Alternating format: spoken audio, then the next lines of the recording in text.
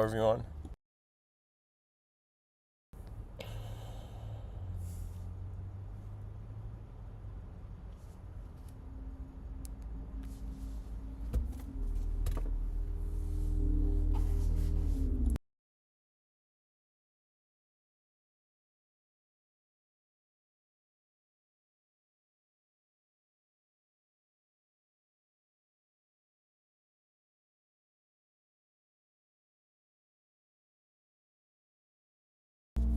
All right. Let's begin the episode.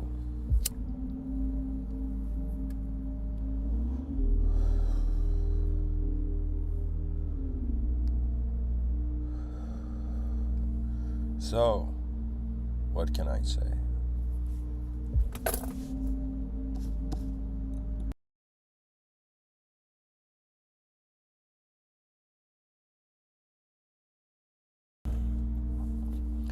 I'll start by saying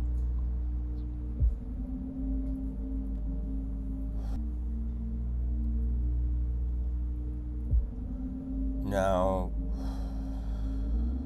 every conscious human this is the truth. Saying that a person's knowledge can be manipulated, but what a person doesn't know can't be manipulated.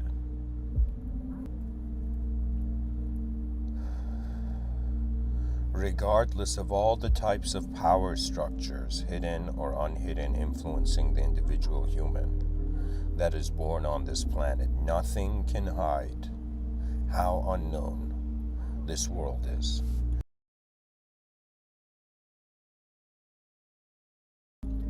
You know, there's a lot of scholars who, I went, I had a formal education, but there's various scholars, just quotes I've read online from people, famous people, and they institutional system and actually got conditioned, got de-educated,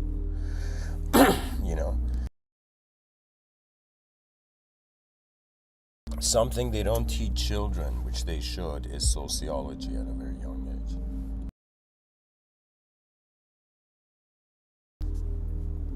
We all spend our lives in society, in a system.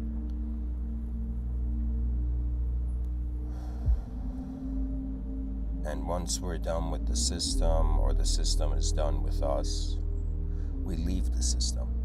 To be a human being means to participate in a cosmic activity, but to realize that this activity is filtered.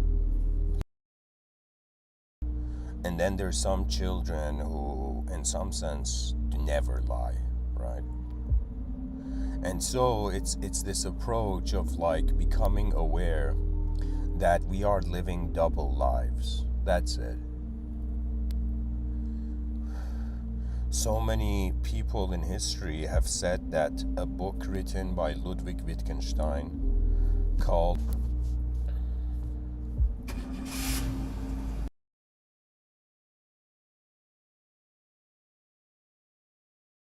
ever.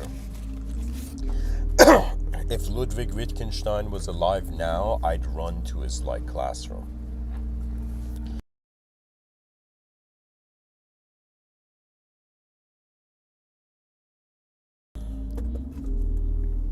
But anyways, it's this very complex book, and this is one of those books that has been a mystery for philosophers, because the way it's written, Ludwig Wittgenstein even stated that this book, it can be understood by somebody who, it can only be read by somebody who has the understanding of the book beforehand. Okay? Now, I am one of those arrogant people. Do you know that I am considering that I can understand this book, because when I read statements from it, it was as if I felt like I was reading a book written by another self of mine, It was very but anyways, I'll get into some quotes from it, but there's a reason I shared that.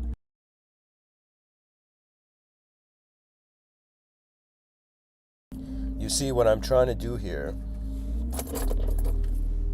is make the human species realize that, our body's container is our skin.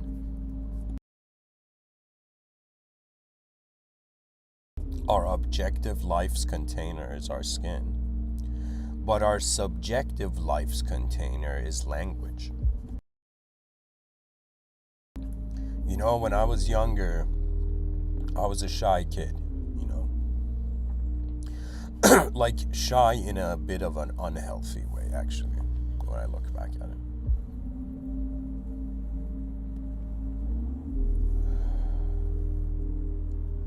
And due to my shyness, I was an observer of various personalities. It's like when a person can't express himself in a place where others are expressing themselves, that person becomes an observer of self-expression of all sorts.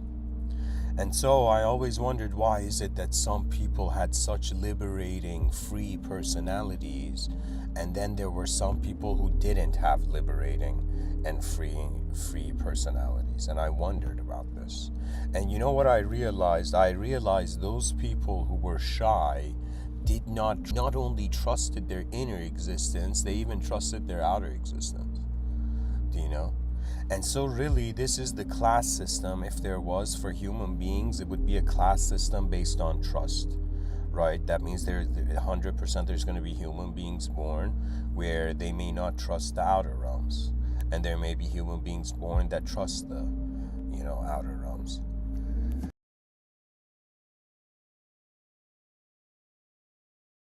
Recently in social media, this idea of the movie Matrix has resurfaced, not in the sense that social media engages it, but I have been talking about how the movie Matrix was an incredible metaphor, that the Matrix everybody was living in was a linguistic simulation. This is a term I've coined. Okay. That the objective existence of life is contained within a body. The subjective experience of life is contained in language. Now, image carrier system. Just like we have hilariously subjective particles that carry an image. The biggest thing I realized, I think something that, I don't know why, but I just feel this, that's why I'm saying it. People could say, I got an ego, I don't have an ego, it's up to you to decide. But there came a moment in my life where I outsmarted myself. Obsession to know where I am. I mean, think about it this way, right? If a person, like most human beings, person knows the home. See, that's the point.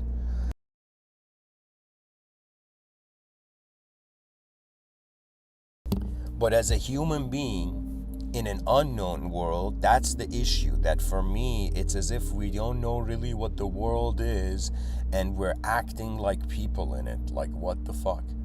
Like, excuse my language, but somebody has to freak out at some point, right? And so what I have noticed is very fascinating. I think what I'm talking about in these Mr. Within talks, maybe now people are like, yo, what is this guy saying? But I think maybe give it like 10 years or maybe even less, I think maybe by next year, people are going to suddenly notice that really what intelligence is the dimensions you see in a moment. Okay? And something that shifted for me was that, I don't know what it was, but I think my mind had seen like street smart people, a sort of street smart algorithm, and when it came to knowledge, I was like, yo, what's this all about? And that intensity, that seriousness to want to look, members of a species that have to realize that ultimately we're not here to stay the same. And let me explain what I mean. When we look at the concept of an ego, the concept of an ego is the luxury of a sort of tribal modality. Do you know what I'm saying? I'm trying to say that back in the day, the animals that had an ego would die. The ego was inefficient. An example would be, imagine like there's a bunch of creatures, like early forms of humans, like living on like a mountain hill or something, right? And on a cliff, and the cliff is about to break, and everybody leaves, but one person has an ego, and the person's like, yo, my dad lived here, my grandparents lived here, my ancestors lived here, I'm not gonna leave this place. And everybody leaves, that guy doesn't leave, and the cliff falls. And so the ego would have been an inefficient tool back in the day, right? If it was just if adjustment to change really dictated survival, avoid. So this consciousness, this intelligence, how an object became a subject to itself, and what the point of that was. One thing is clear: creatures survive to access greater dimensions. Whether we believe it or not, there is a cosmic hierarchy, and all beings are aware of it, I think. Do you know? I think all particles are aware. Do you know? Just like, for example, an ant, if you have an ant like climb onto a pen and you hold the pen up like vertically, the ant climbs to the top of the pen.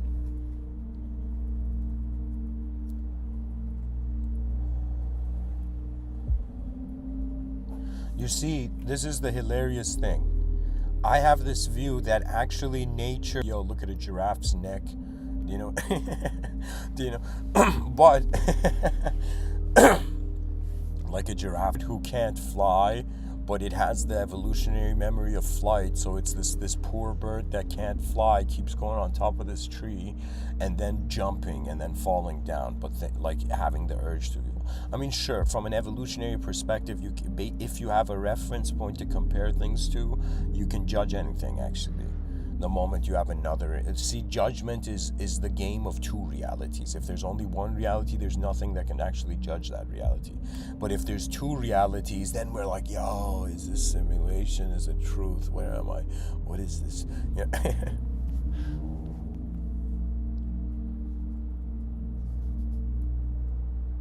So, what I'm trying to say is really like my observation on human nature. And I want to take the viewer's attention to that moment in history where people were worshiping objects, and even earlier than that, pretty much. Anyways, what has happened is that externally there was a period where some dude would put a bunch of rocks, on top of another bunch of rocks, put some feathers and, draw a face and be like, yo, is this my God right now? Did I just create my God? Right? So people were in some sense worshiping objects, and it meant that their attention accepted a phenomena as truth. Okay, so there was object worship. And for example, when it comes to religion, we have the story of Abraham. Do you know? At least I was introduced to this from Islamic context. But the idea of Abraham is this idea that this person comes and so Muslims, they pray around this holy place called the Kaaba. And the Kaaba was this house where back in the day during polytheistic times in the East, like they would place their gods there.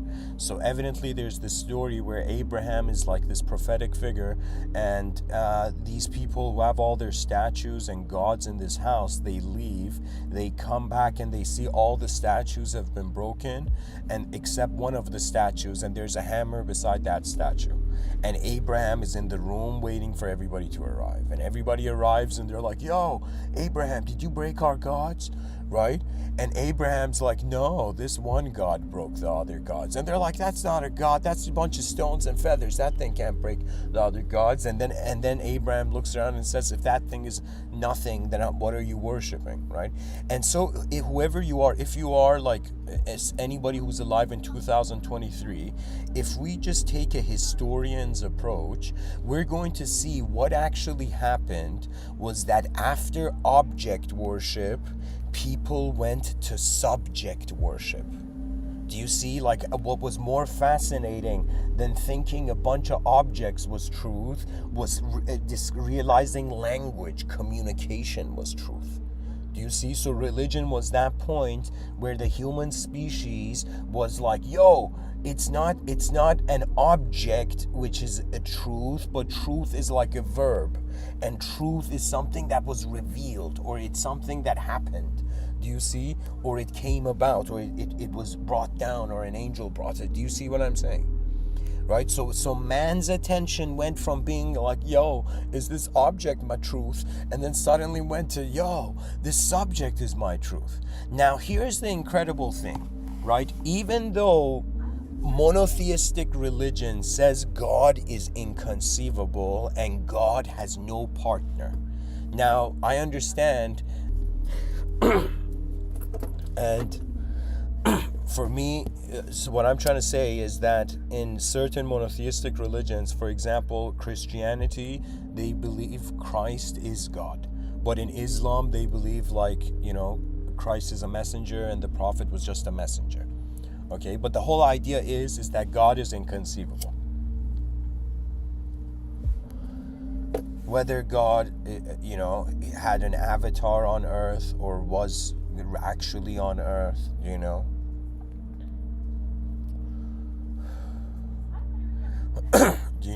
so,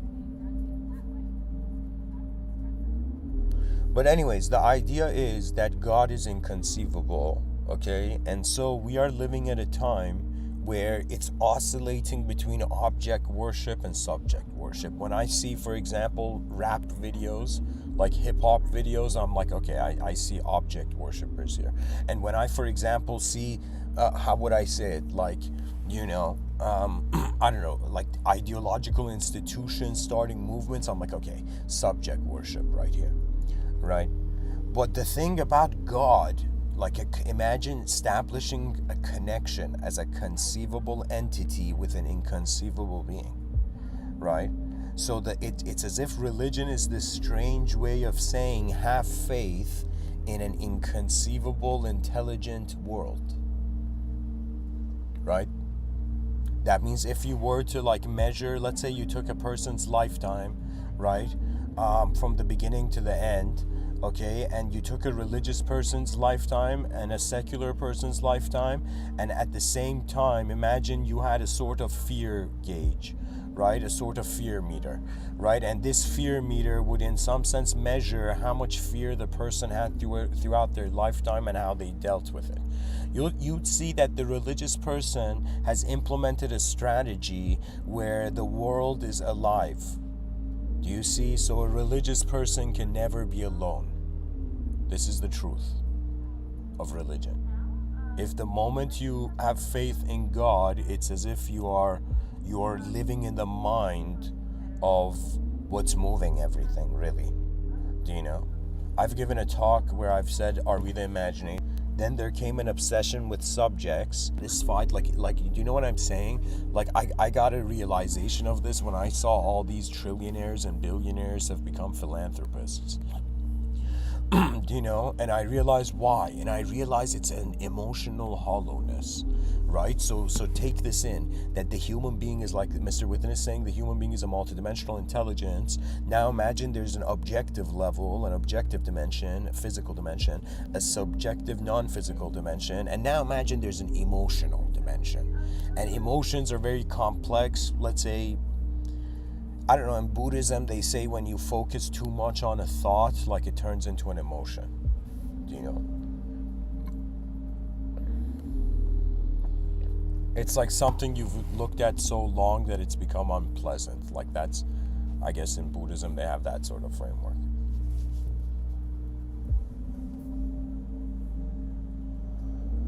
So, where I'm going with this is this notion, dear viewers. There's levels, there's a physical level, let's say, there's an objective level, subjective level, and an emotional level. If you look at most human beings, right, they're content with some sort of physical living, right? People are just existing, okay? Getting by, existing. And then people are experiencing, and this is why technology is very alluring, because technology adds to the human experience, right? That means if something unnatural adds to our quality of experience, it's preferable than something natural, right? One day, when I have quit cigarettes, I'll give a talk on, addiction.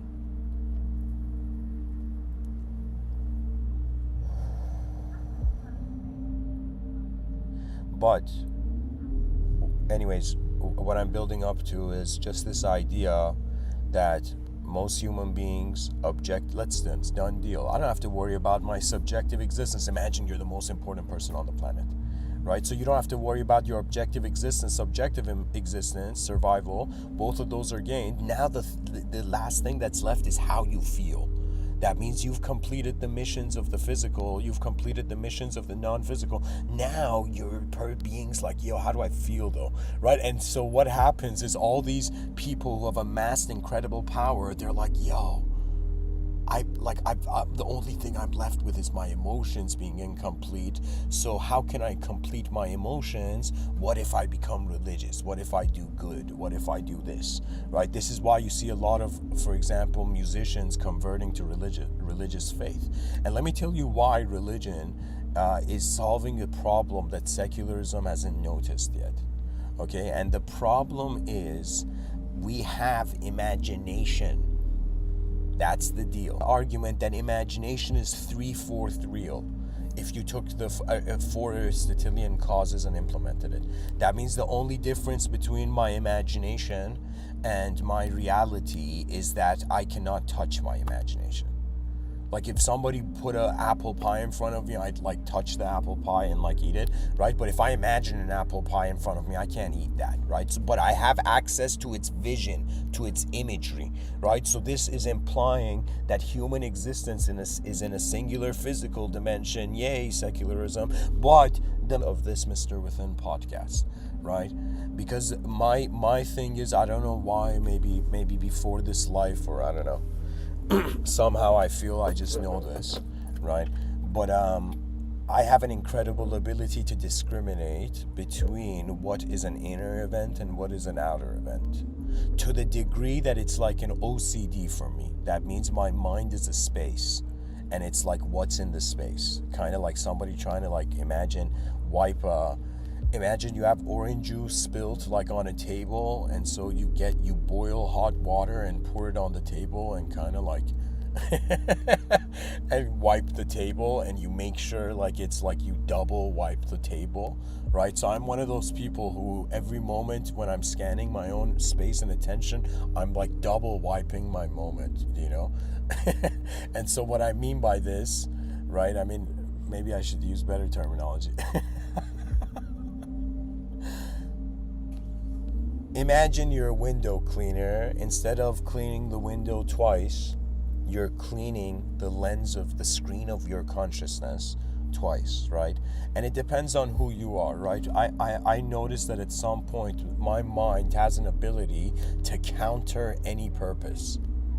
So my mind, literally, I could have one day wake up and I'm like, yo, I'm going to change the world. And my mind has an ability to find reasons not to do anything. But the incredible thing about human being is, regardless of the greatest idea or the worst or best idea, to be a human being is to choose where your attention goes.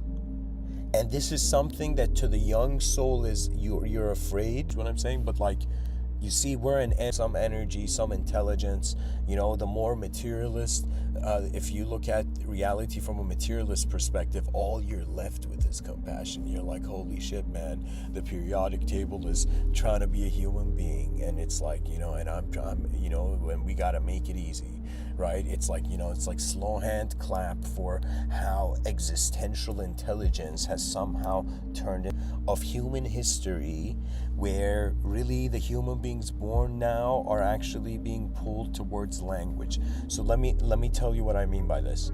There are phases, I think, that the global culture, the global future culture will go through. Okay? So think of these as revolutions. All right? In earlier talks, like those in 2020, I was talking about this, but I'll try to say it. So to me, right now, in the era I've been born, so right now that I'm alive, we are in the era of advancing communication.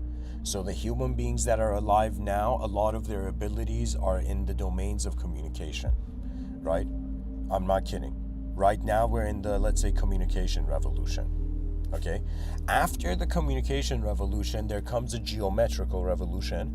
After the geometrical revolution, there comes a cyberspace revolution. Probably those people hearing me right now in 2023, we won't be alive for the cyberspace revolution. Do you know? This would be a time where children are being born in cyberspace. It's a different world. There's so many things that we can't imagine, but when we attempt to about the future, we can at least notice the gaps.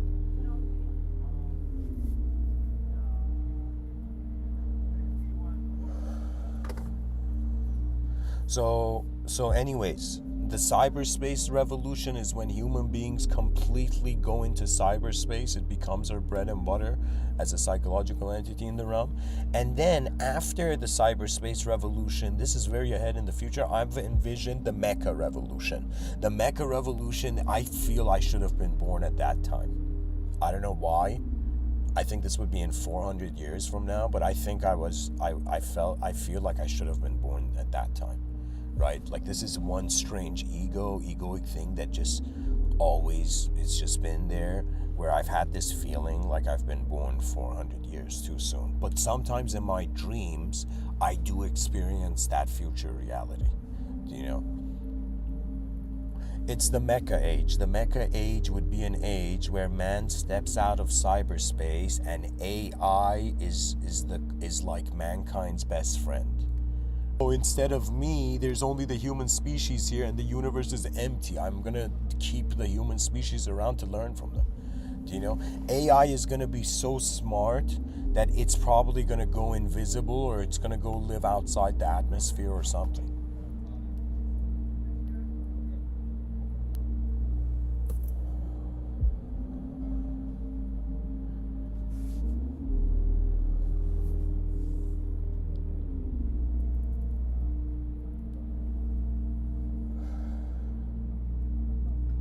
So what I'm trying to get to is that we're still living in an era of subject worship.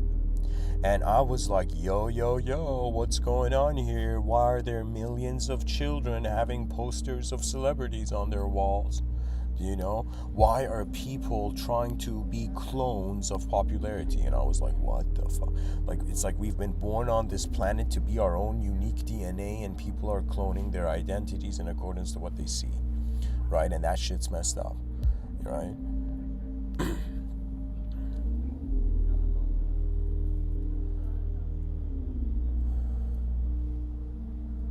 Or more eloquently, it's unnecessary.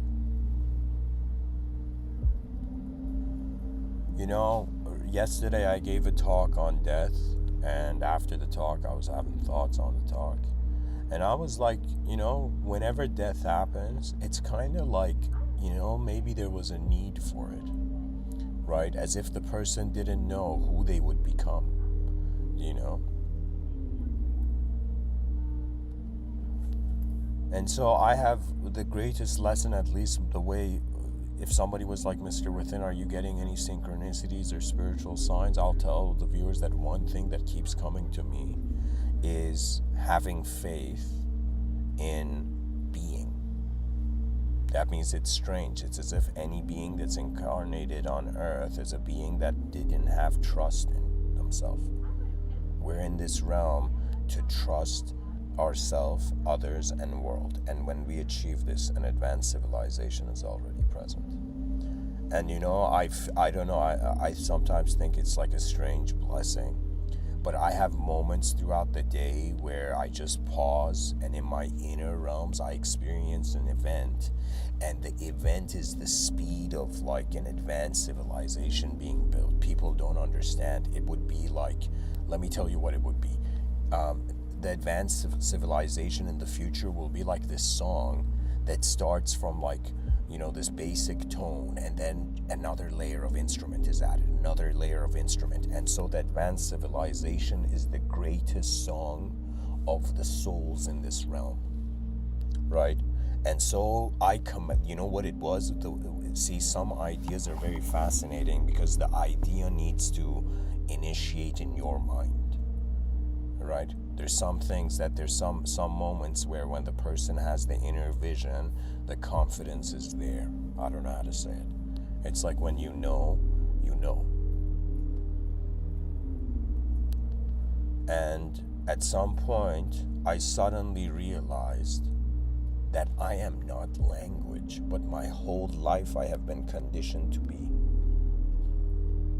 It's so bizarre being a creature in an unknown world and suddenly being like, yo, I'm not my name. Like, what the fuck? It's like, when did I become letters of the alphabet?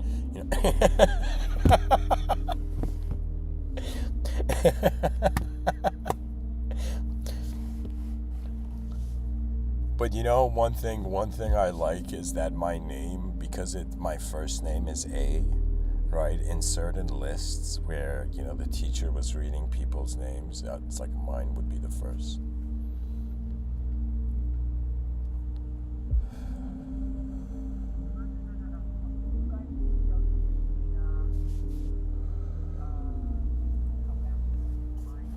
So,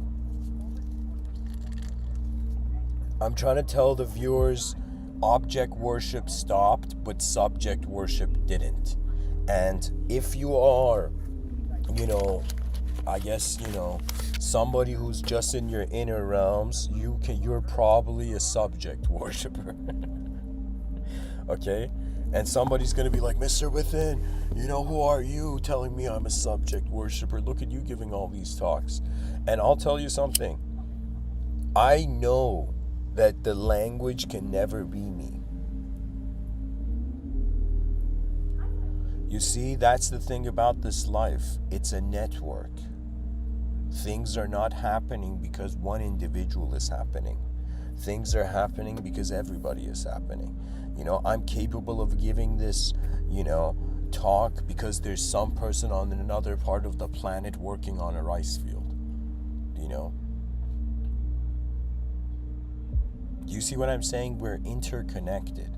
And the greatest challenge is to get a species on the verge of freaking out into realizing, hey, I understand you like your nationalistic jersey, but have you considered you're a human first?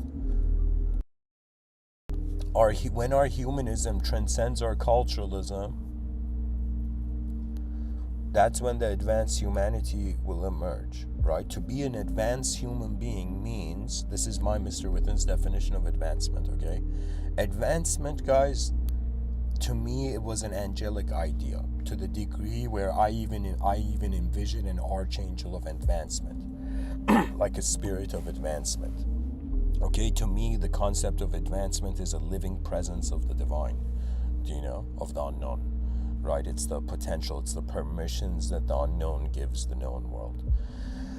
Now, when it comes to advancement, my definition, Mr. Within's definition, is pretty much advancement in all the dimensions fathomable. So every dimension, it's based on your mind. So if you're considering you're a physical being, you're an objective being, a subjective being, an emotional being, it would mean advance in all these dimensions, right?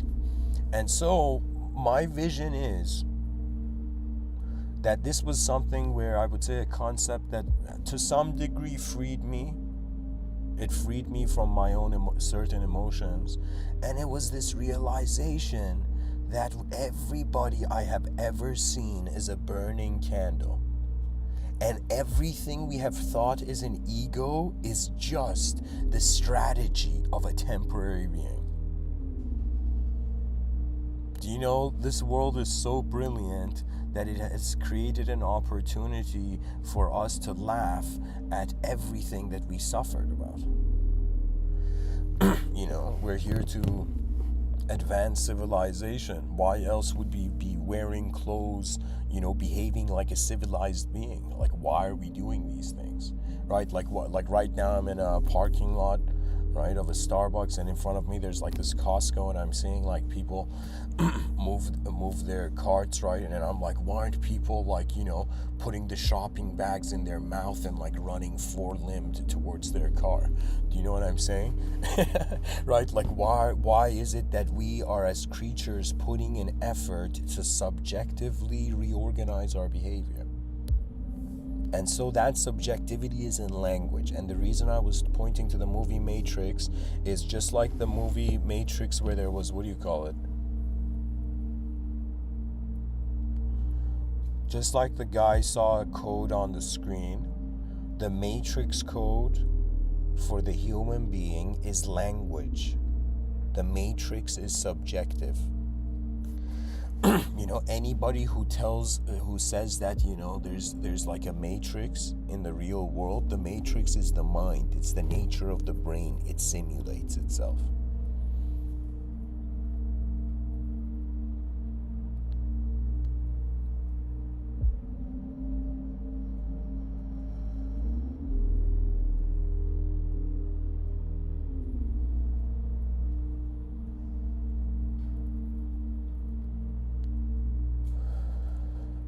And you know what's fascinating? It's like if let's say we put three people in a room, person A, person B, person C, and we put let's say cupcake in the room, okay? And you put a cupcake in the room,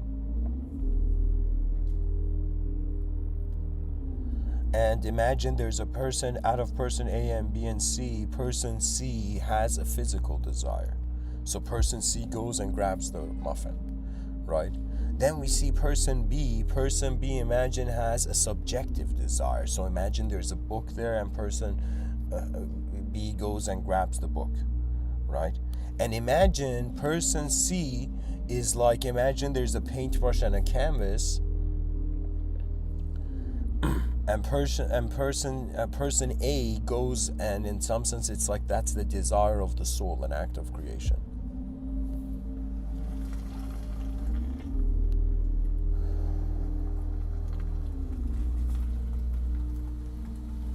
You know, there was a time where I was thinking, you know, if in a parallel,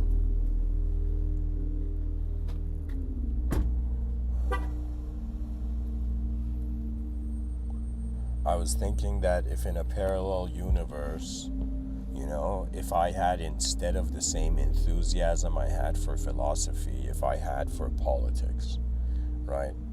I thought about what sort of political leader would I become, right, in a parallel universe. In this lifetime, I'm like, you know, politics is not that interesting. Like, you know, it's too greasy. I don't know how to say it. Do you know? Like, I don't know how to say it. Like, my image of politics in my mind since a young age was like greasy fingers. Do you know what I mean?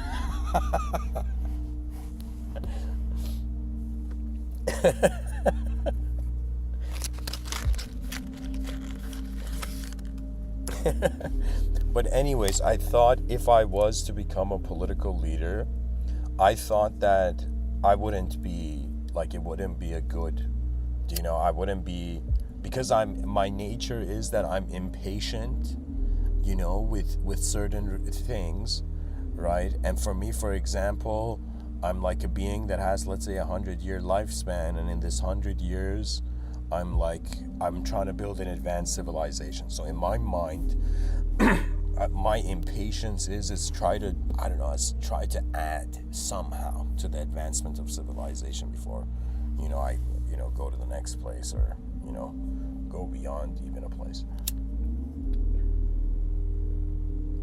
So if I don't know, if I was, for example, in my mind, right, I would have this vision where, I don't know, I mean, this is a very arrogant and egotistical thing to say, but if there was another, like, if there was a video game where I could choose, right, I would probably be in the role of a king, and I would, as this archetype of a king, have this command in the kingdom that everything has to be the most advanced quality. Do you know? That would be my vision. Like, I have no idea what people in power are doing. They're doing stupid things like trying to, keep people from growing, which is impossible in a natural world, Do you know? I don't understand. Like, do you know? Imagine instead of soda drinks that were like, injecting sugar in our veins, instead there were energy drinks that healed you. Imagine if it was a pancake. Imagine every store you went, they had the most incredible, highest quality of a product. Imagine there were no longer ads anywhere. No more ads, marketing, media ads. Everything spoke for itself. The quality of it was so good, right? And so that's my vision, right? For me, it's as if just like an artist that wants to, in some sense, see how far the artwork can go before it's complete. Similarly, when I think about civilization, for me, it's just a focal point of force. And it's like, what do you do with this force, right? And so it's very strange because the human being wants freedom. At the same time, it needs discipline too. And politics is just strange,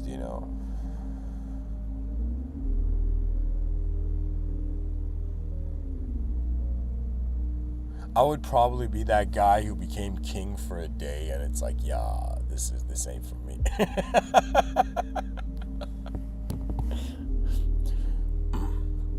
I don't know. Here's my mentality. My mentality is, okay, when we give freedom, we're actually trying to make the moment more like paradise. And paradise is an all...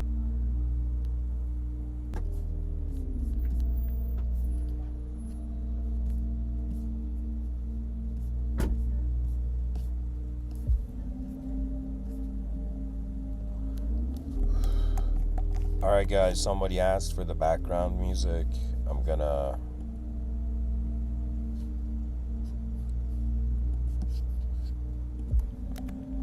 post the link.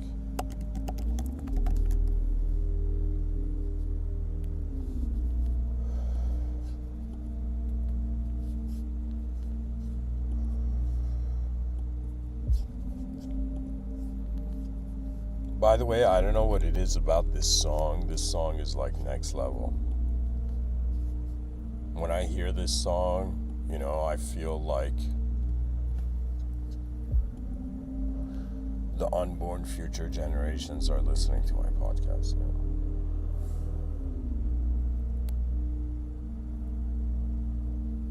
So anyways, guys,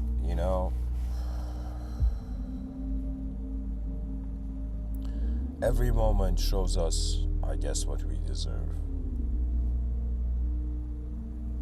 But anyways, where I was going with this is, have you noticed your mind is contained in language?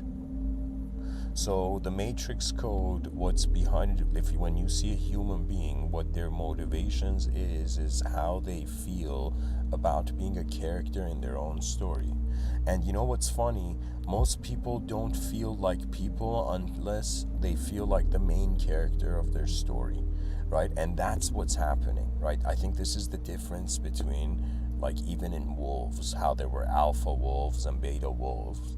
And the difference was that the alpha wolf was just relying on its own reality. The beta wolf needed something outside of itself to rely on, right? So it's all about reliance and responsibility. And now the argument's being made that you're a multidimensional being. So what would the responsibility of a multidimensional being be in an unknown world? And to give the viewers a clue, this is how far I've come, where I'm like, okay, there's a self in a world, which is the original position of the character in the story and consciousness in the world. So there's a self, so there's a world. So what do we find as an access to the central, let's say, median point of consciousness is, in some sense, that there's an unknown self, and there's a known self, and there's an unknown world, and there's a known world. And if you can find yourself, you see, when it comes to metaphysics and mysticism, this is not something you can study, like go in the library and study. It's experiential realization.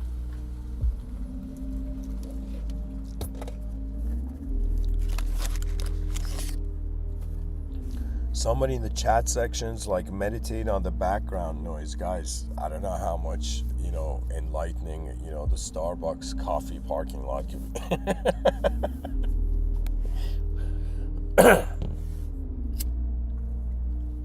Anyways, to continue, so dear viewers, I'm pretty much saying that I have noticed, and Ludwig Wittgenstein was like talked to and instead was just freaking out and shouting at everybody. That would be like Ludwig Wittgenstein.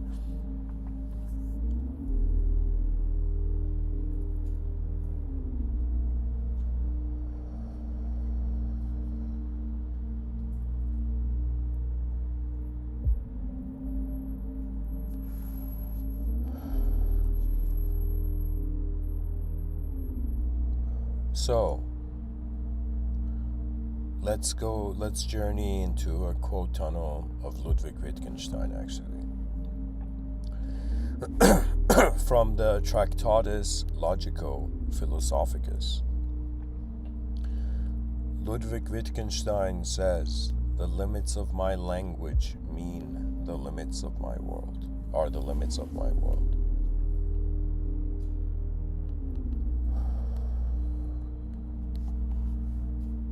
Ludwig Wittgenstein says the human body is the best picture of the human soul. From the book Philosophical Investigations, I actually own that book, Ludwig Wittgenstein says there's no such thing as a private language. Tractatus Logico-Philosophicus, I would counter that point by saying experience is a language. Can be seen. Ludwig Wittgenstein says the world is everything that is the case.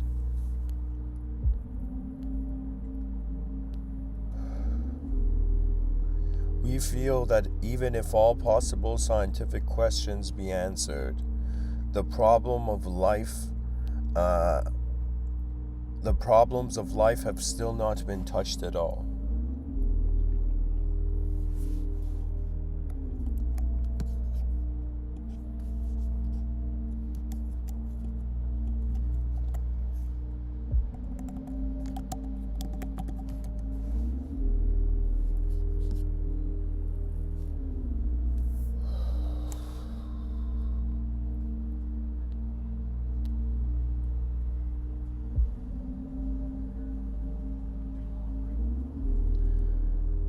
Ludwig Wittgenstein says the meaning of a word is its use in the language.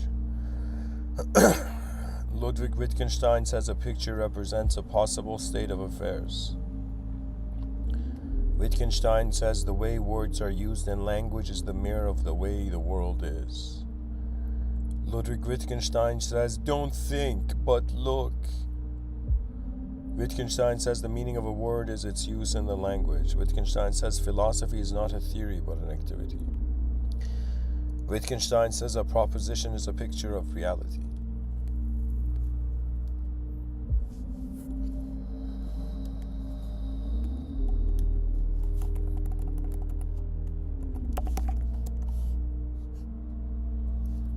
Wittgenstein says philosophy is a battle against the bewitchment of our intelligence by means of language. Exactly. So that's a good point.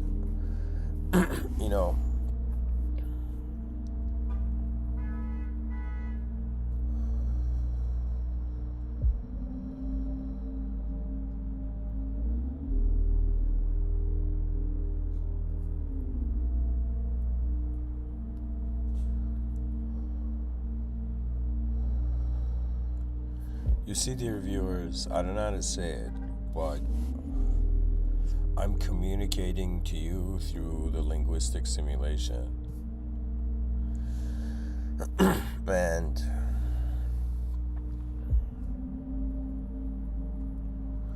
we're literally in a subjective matrix, in a subjective simulation of reality. Everybody has their own inner realm, there's one outer realm. And karma is a way of seeing how efficient our inner realm is when it comes to our outer realm. And I think that human consciousness is here actually to notice the unknown. So if you're someone who has notice the mind is contained in language, what tends to happen is you begin noticing that the language comes and goes. So we're not like robots where our thoughts are just limited. The mind is kind of like an antenna, and every time you move, it's like the antenna changing.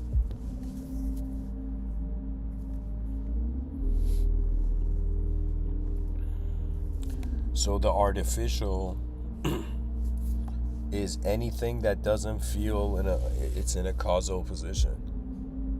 Do you know?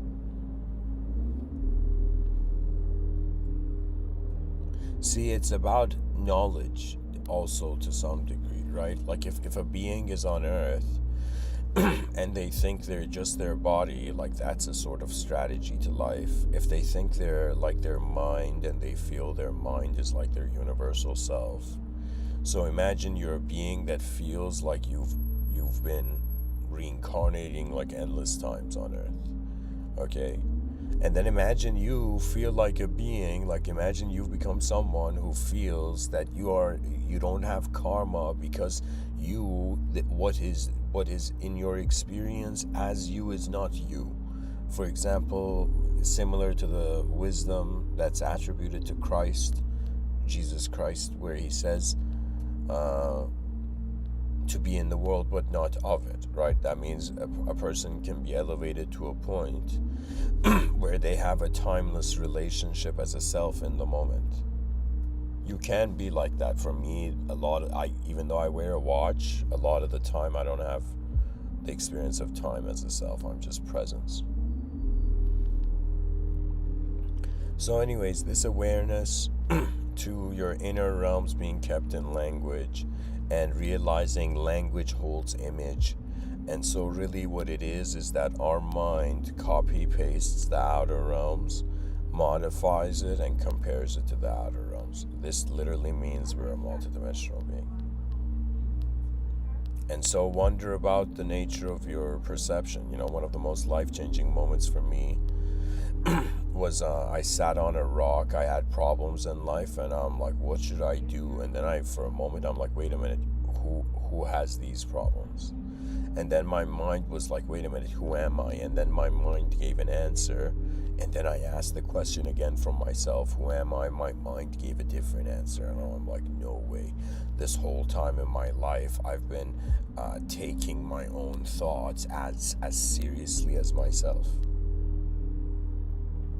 You see, you need to be aware that there's a presence. And for me, biggest realization, the Upanishads gave the biggest clue. That the seer of the seen is unseen. What it means is your soul is not an object and not a subject, but in the presence of this phenomena that is not an object and subject, the objects and subjects are empowered.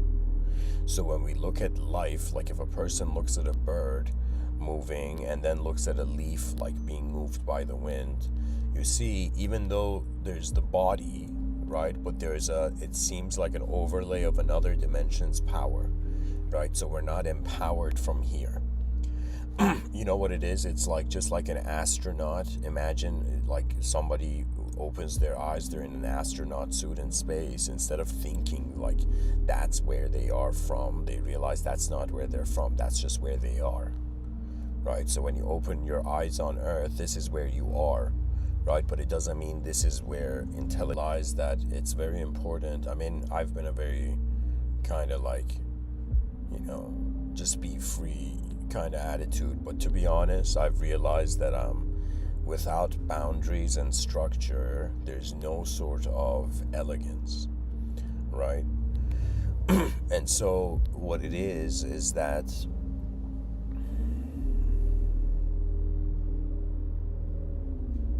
you know, it's dismissal. After some point, you know, when a person sees an efficiency, they just avoid, right?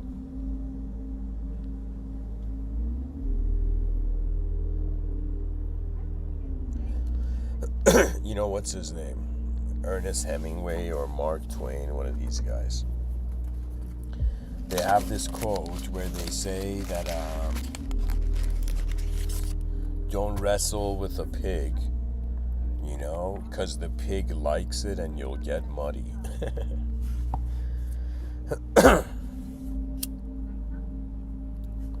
And so, just as a final comment, see, in this episode, guys, I'm not trying to tell people, escape like the artificial simulations of reality. I'm just saying that, see, to be a human being is a rare evolutionary opportunity.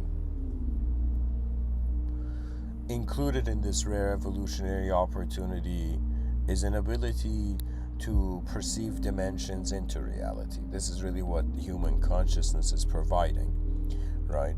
That means when you look at lesser animals, it's like they don't need imagination, right? They don't need imagination because their environment is like the world they're here to explore. But the human being has an inner environment. And if you're not conscious of your inner environment, sometimes there's let's say moments of poetic rhythm I've noticed, right? But sometimes I've noticed that a person can also be possessed in their inner realms, right? That means if you're not conscious, right, why the communication is there, then it, you know what I'm saying, cat section are still trapped in their inner realms. Tropicana. It's the feeling of fresh starts and 100% squeezed goodness. My God.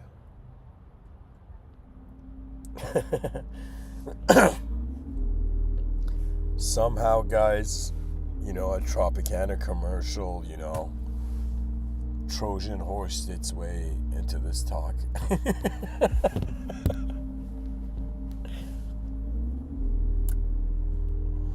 I don't know what it is, to be just convinced by your inner realms is to not notice how much bigger the world is than your eyes. Ever since I realized this, even Socrates says it, the only true wisdom is to know that you know nothing. Why? Because the more you know, the bigger the world becomes.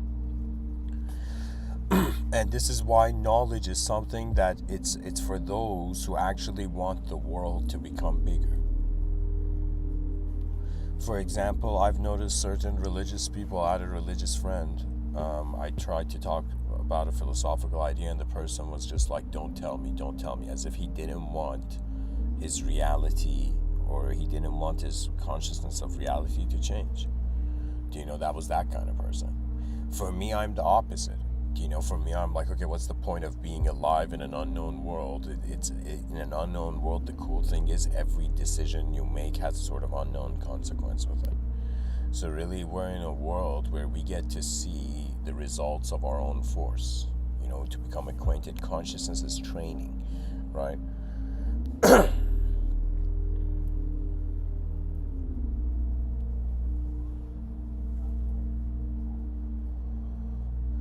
There was a time where when I would speak to people, I would assume familiarity.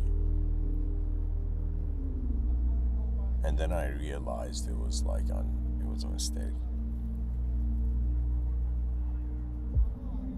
This world is here to show us who we can be. Because who we have been, it has already showed us. What I'm realizing is another questioning. You know how they say people have an existential crisis? I've had not an existential crisis, but an existential value crisis, right? Where I've been in this world and I'm like, what is the most valuable thing about this world? Is it performance only? Is it as some modern scholars seem to say, is it all about a Bugatti? So what is it? What are we here for? Are we here for an objective experience, a subjective experience? Are we here to realize we're neither of these? Are we here for a spiritual life, a material life, an intellectual life? What are we here for, right? And then I realize it's kind of like a body, right? It's as if the heart can't suddenly want to be the brain. Do you know?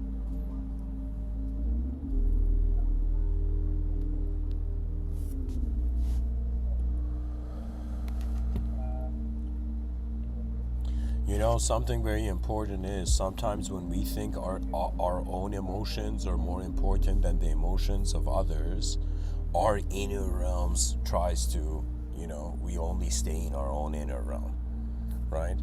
We lock ourselves in our own world, right? But if we realize, holy shit, others are emotional beings and our emotional expression has an influence on their emotion, right? Like sometimes when I look at the chat, like I'll be honest, guys, sometimes when I look at the comments in the chat section, I'm like, holy shit, my kids in the future might look at these talks. Like, what kind of comments are people putting, right? Do you know? And then at some point I'm like, yeah, it's maybe the lords of karma have something in mind, right? But I'd appreciate, like, and I don't know, maybe it's my presence, right? Something I've noticed is that I don't know, but I'll say this,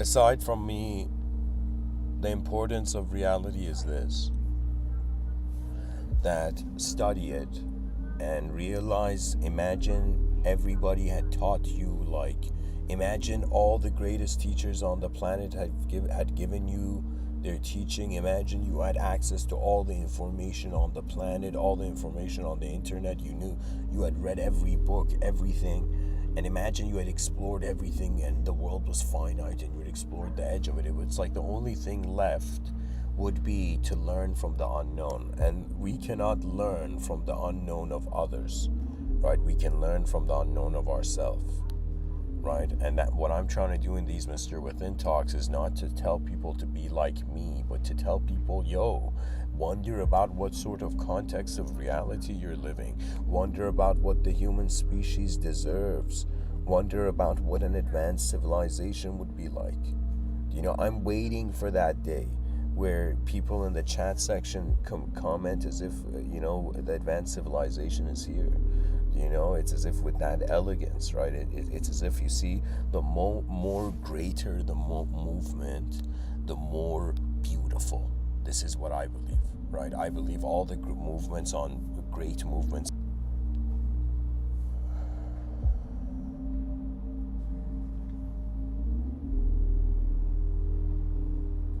So when it comes to your inner realms, it's up to you.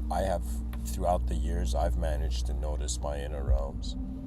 And what it is very easy. So it's so hilarious when you understand what meditation is.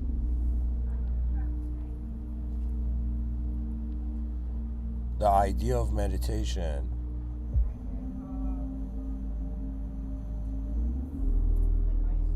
is simply that, think of it this way, there's an event of mind and there's an event of body happening. When you stop moving as a physical being, you get to notice more how your mind is moving. But if you physically move, like if somebody is running and they try to meditate while running, it's as if, it is possible at some point, it will be kind of like this automated running.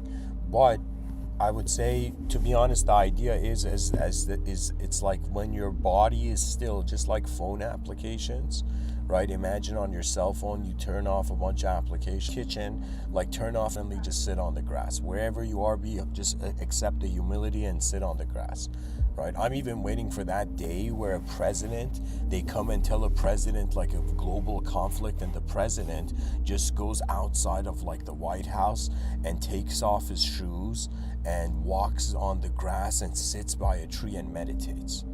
Like that president would be like, people would be like, okay, this president is attempting some sort of inner revision of the moment's analysis, right? So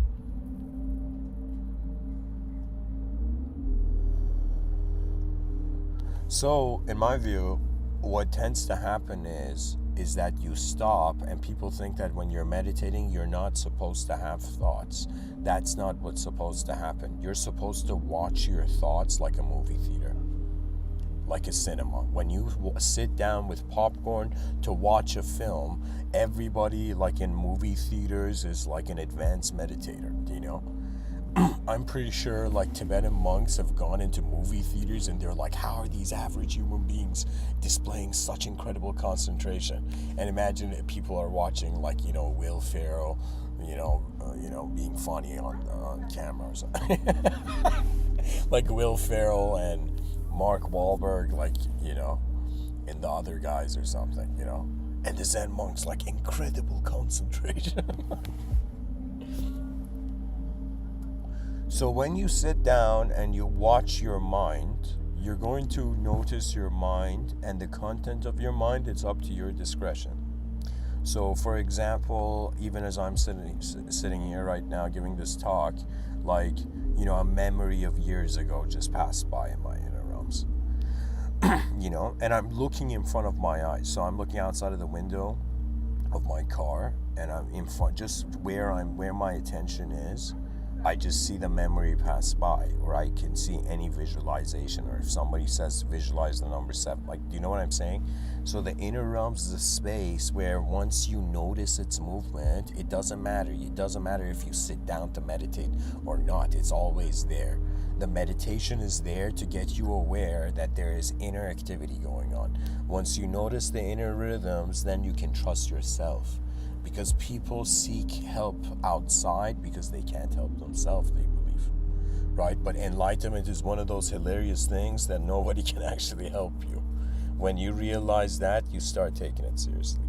You start realizing there is no guru that's going to put his thumb on your forehead and you're going to become enlightened, you know?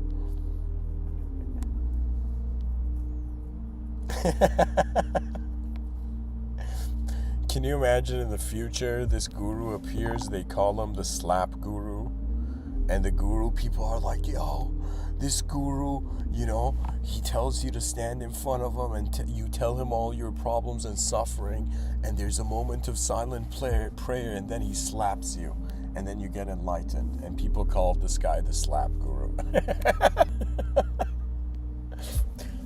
It's like, yo, man, you've changed. What did you do? And it's like, you won't believe it, man. Somebody slapped me. And it changed my life, you know? To be honest, that's the level of reality we've come to, you know?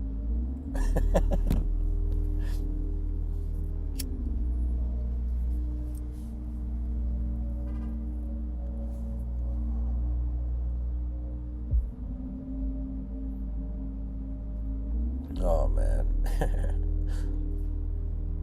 You know, there's somebody made this video. I guess if somebody could find it, maybe somebody in the future finds it and posts it in the comment.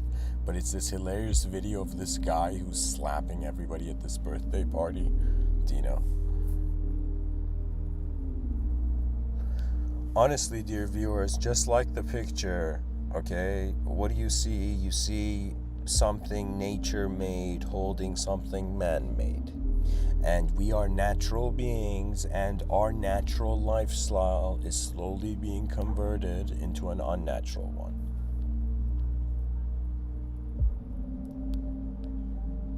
So be mindful and wonder about the language in your mind, okay? The story you're telling yourself. Because let me tell you something fascinating. The same amount of energy it takes to tell yourself a story where you're a weak character in, it's the same energy it takes to tell yourself a story where you're a strong character in. And so really, it's really like Who Wants to Be a Millionaire, a sort of multiple choice of archetypes. And dear viewers, for the sake of the future generations, we have to be as advanced as possible so they can be as advanced as possible. So all of this is in the context of the advancement of the greatness of why we are all here. Are we here just to live for ourselves? You know, is it just, you know, your own private theater? Or are we here, just think about it, as species? There's 8 billion of us on a planet. 5,000 years ago they discovered like the earliest form of writing, right? It's like language, the species compared to the 4.5 billion years of age of the planet, right? It's as if the human species learning to speak and acquiring language is recent. So what is it? It means it's where we've reached a time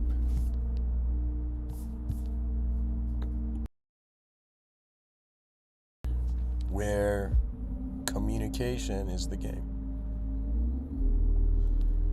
An advanced civilization would, in some sense, imagine civilizations headed towards an advanced civilization, right? And somebody's like, yo, I don't have money, I don't know what to do. And imagine the advanced civilization was like, just write an honest book, right, about your experience of life and we'll give you $1 million, right?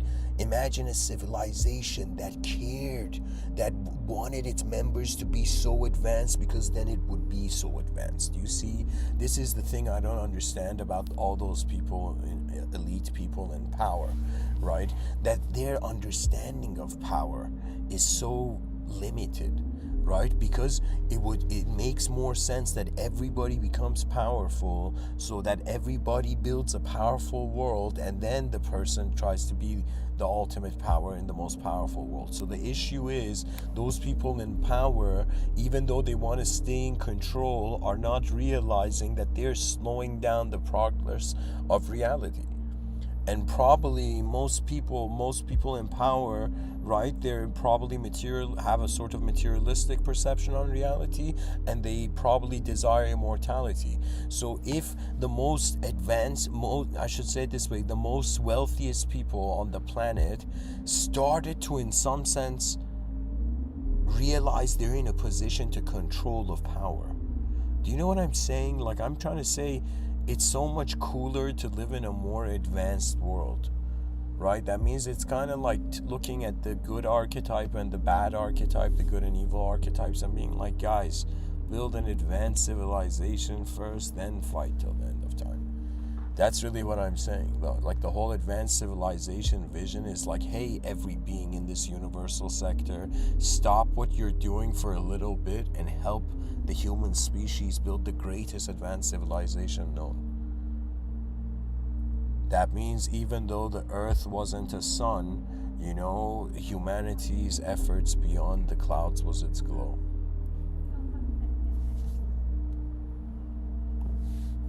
Thank you for listening. You know, share, subscribe, comment, like, and whoever you are in the chat section, try to answer the question, like, if you notice your mind is contained in language, and like, what's your experience with language? Or what do you think the artificial is?